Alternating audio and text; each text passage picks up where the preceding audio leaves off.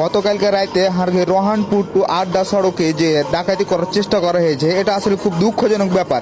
তো প্রশাসনের চোখে আঙুল দেখে এই চক্রগুলা ইদানিং খুব বৃদ্ধি পেয়েছে। তো প্রশাসন যদি এগুলা যথাযথ ব্যবস্থা না নেয়, তাহলে এদের সাহসিকতাটা আরো বাড়বে আর মেলায় সবাই এই দুর্ঘটনাগুলার শিকার হতে পারে।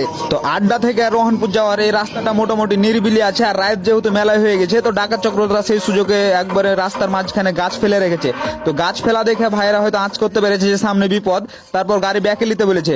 গাড়ি ব্যাকে নেওয়ার সাথে সাথে রাস্তার ধার থেকে 2-3 জন এসে মনে করেন গাড়িতে অ্যাটাক করেছে, গাড়ির গ্লাস মনে হয় ভেঙে দিয়েছে, শব্দ হয়েছে। তো আল্লাহর রহমত ছিল আর ড্রাইভার ভাইয়ের অসিলায় আর কি ভাইয়েরা বাঁচবে, এই জন্য ভাইয়েরা গাড়িটাকে পিছনে নিতে থেকেছে। আর যখন দেখছে গাড়ি পিছনে নিচ্ছে, তখন ডাকাত চক্রগুলাও একদম গাড়ির সাথে সাথে দৌড়াতে লেগেছে। ড্রাইভার ভাই সুকৌশলে গাড়ি ব্যাকে নিতেই আছে, আর ডাকাত গেলাও দেখেন কিভাবে দৌড়াতে লেগেছে একবার গাড়ির সাথে সাথে। তো দেখতে পাচ্ছেন ডাকাত চক্র কিভাবে তাদের হাতে দেশি অস্ত্র শস্ত্র নিয়ে এই যে মানুষজনের উপরে ভাবে আক্রমণ করতে লেগেছিল। তো আল্লাহ সহায় ছিল, এই জন্য ভাইয়েরা আর কি ডাকাত দলের হাত থেকে বেঁচেছে। তো রাতে আপনারা যারা এরকম জার্নি করেন তারা সাবধান থাকবেন, আর এরকম রাতে জার্নি গেলা আপনারা এড়িয়ে যাবেন, কারণ দেখতে পাচ্ছেন যে রাস্তার কি ভয়াবহ পরিস্থিতি।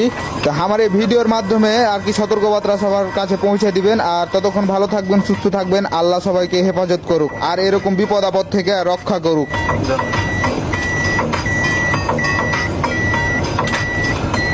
থেমে যাওয়া